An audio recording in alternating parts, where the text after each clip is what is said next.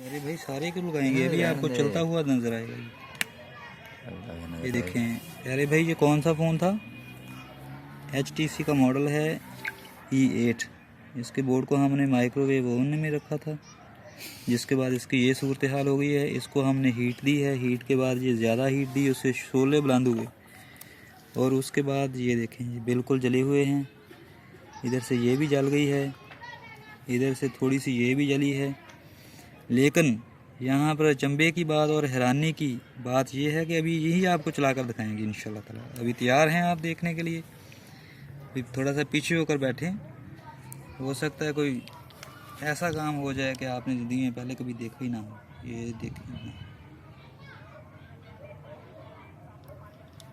ये देखें चल पड़ा, मुबारक हो, चल रहा है,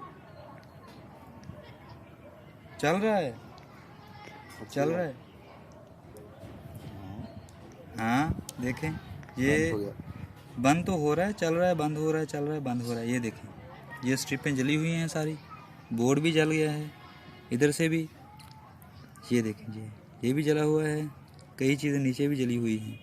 लेकिन फिर भी देखें ये स्ट्रिप भी जल गई है, ये इधर से जली है, ये और ये देखें ये आधी आधी जली हुई है। और फिर भी ये देखें, आपको फिर दोबारा चला कर दिखाते हैं, आपको लग रहा हो शायद, ये देखें ये भी चलेगा। बस वो आखिरी चलना था जो चल गया है।